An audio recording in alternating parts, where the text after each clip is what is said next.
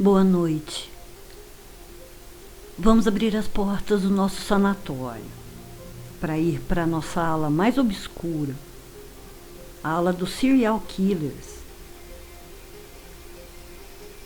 E quando a gente pensa que já viu de tudo, que tudo vindo do ser humano já nos surpreende mais, nos deparamos com a história de Laerte Patrocínio Orpinelli. Laerte nasceu em Araras, em 1952, uma família pobre de 9 irmãos. Era o 7º filho. E desde criança já mostrava ser muito agressivo, fosse com as outras crianças, até mesmo com os adultos, com os irmãos, principalmente com a mãe. A convivência com ele era tão difícil que a mãe de Laerte o deixava de castigo, acorrentado ao pé da mesa ou da cama. E é claro que isso aumentava cada vez mais todo o ódio que ele carregava. Quando adolescente começou a beber, bebia muito, chegou a ser internado em clínicas psiquiátricas para tratar não só o alcoolismo, mas também os seus rompantes de violência. A primeira internação foi aos 15 anos.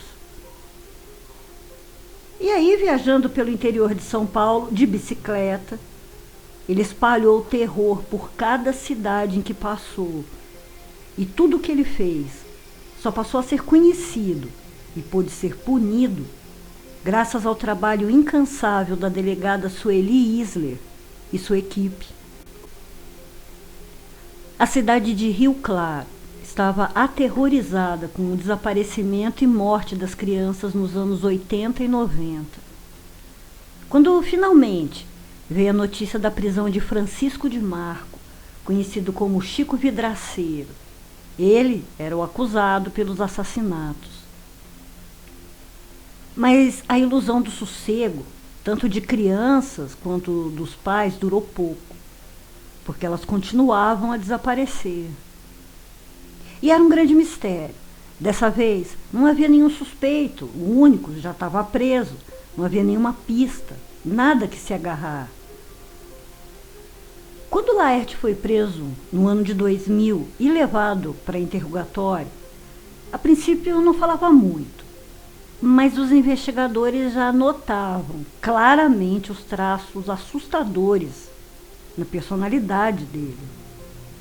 E também que era muito perceptivo e inteligente, ouvia e prestava atenção em tudo, mas se recusava a responder qualquer pergunta referente aos crimes.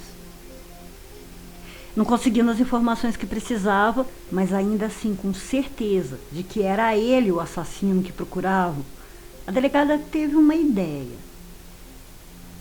Em uma diligência, com todo o aparato possível, inclusive com a presença da polícia científica e da perícia, o levaram até o horto florestal, já que era lá onde muitos corpos de crianças foram encontrados. Chegando lá, o pai de uma das vítimas o esperava e o confrontou. Conhecia Laerte, que inclusive frequentava a casa da família. E aí o maníaco acuado acabou confessando, disse que tinha matado o garoto. Só que ainda estava difícil conseguir mais confissões. Foi então que, de volta à delegacia, mostraram a ele a foto de Mara Lúcia, de 10 anos, uma menina assassinada em 1970 na cidade de Bauru. O corpo estava em uma construção. O assassino nunca foi encontrado. Havia traços de tortura e agressão sexual. E na maior naturalidade, ele disse que estava sim em Bauru naquele ano e tinha matado uma menina, que foi aquela a primeira vez que matou alguém. E aí nunca mais parou. Ele também disse à polícia que sempre que via alguma criança, sentia vontade de bater, de machucar, de matar mesmo, e que conseguiu segurar essa vontade até 1970. E depois disso, à medida em que iam sendo mostradas fotos das crianças mortas, ele ia confessando.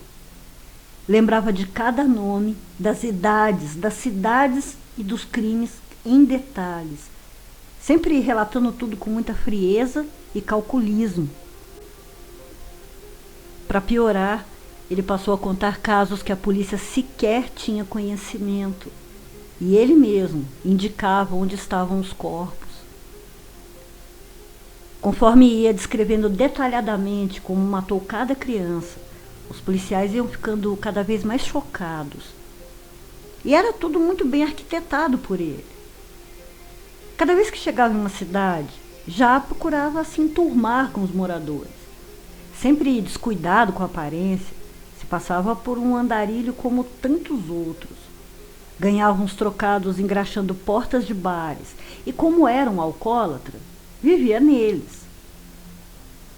E era lá, nesses bares, que conhecia os pais das crianças e também as próprias.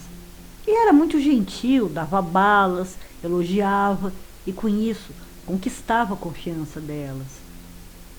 Em alguns casos, frequentava a casa das famílias.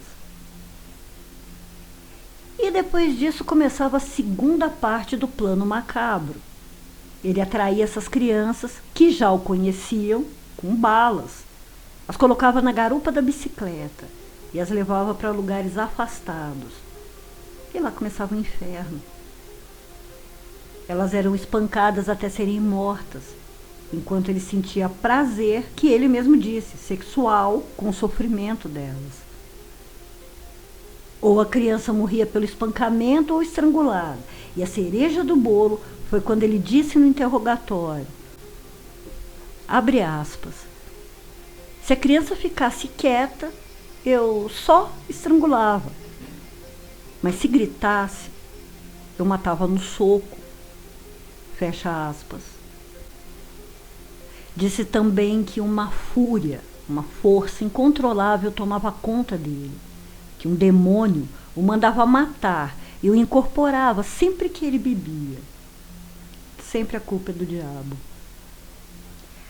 Até então, pensavam que ele tinha matado só na cidade de Rio Claro e em Bauru. Mas não, ele já estava agindo em praticamente todas as cidades da região. E tudo isso foi ele mesmo quem contou. Em Monte Alto, no dia 26 de maio de 1998, Edson Silva de Carvalho, de 11 anos, estava desaparecido. Seu corpo foi encontrado em uma casa abandonada, em estado já avançado de decomposição. O maníaco também atacou em Franca. A vítima foi Jéssica Alves Martins, de 9 anos. Seu corpo foi encontrado 2 dias depois, em 21 de novembro de 1999.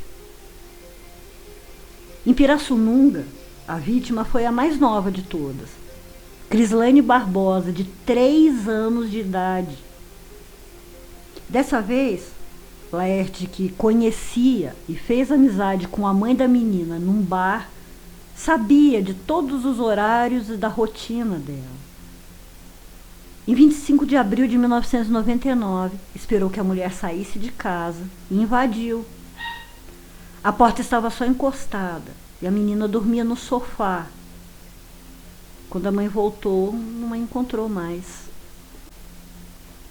Depois de confessar esse crime da Crislane, o próprio Laerte levou os policiais até um canavial nos fundos de um motel.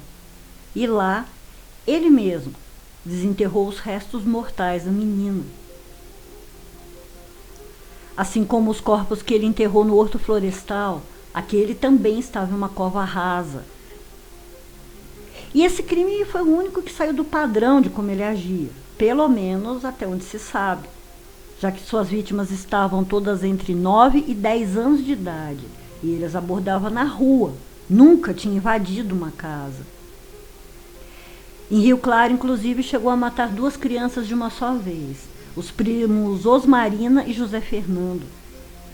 Enquanto o menino estava amarrado, obrigado a assistir todas as barbaridades que o homem fazia com a garota até matá-la, ele foi desamarrado e foi a vez dele passar pelo mesmo inferno. E essas são só algumas das vítimas, porque, como eu disse, a maioria delas era na cidade de Rio Claro. Mas foram pelo menos 10 crianças mortas pelo maníaco da bicicleta. Pelo menos as que ele confessou.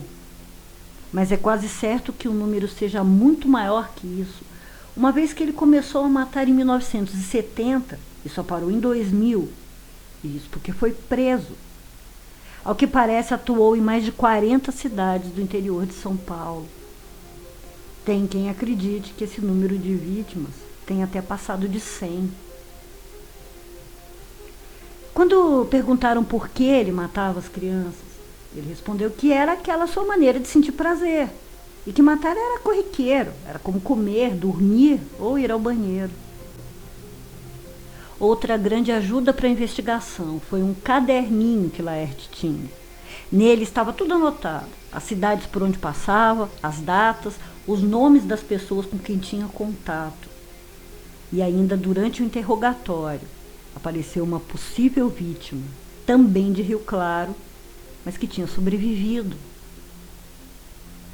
Apesar de ter sido atacado 3 anos antes, reconheceu Laerte assim que botou os olhos nele e ainda disse para os policiais para que procurassem uma marca, uma cicatriz de um corte nas costas do assassino. E a marca estava lá. É que na época esse menino trabalhava em uma floricultura, bem perto do horto florestal, e foi abordado na rua por Laerte e atacado. Mas por muita sorte, carregava com ele uma machadinha que usava para cortar as plantas e se defendeu com ela, ferindo o maníaco que fugiu. Em 1988, ele chegou a ser preso tentando agarrar 2 meninas. O pai de uma delas viu e chamou pelos policiais que estavam em um bar ali perto, justamente investigando sobre os crimes. Laerte foi levado à delegacia, prestou depoimento e foi liberado. E aí, depois de muitos anos de olho nesses crimes, a delegada Sueli Isler, na época, estava na divisão de entorpecentes, se interessou muito pelos casos. Mas estando em outra divisão e o caso nas mãos de outro delegado, não podia fazer muita coisa. Só que parecia ser ela, a única pessoa a enxergar o que estava acontecendo. Ninguém estava associando as mortes umas às outras, nem as mais recentes, nem as mais antigas. Batiam o pé de que eram casos isolados, mesmo com tantas coincidências. Mas em 2000, a delegada mudou de divisão e conseguiu a permissão para investigar os casos. E aí a coisa andou. A delegada foi então até o endereço dado por Laerte, lá naquela época que ele foi preso por agarrar as meninas.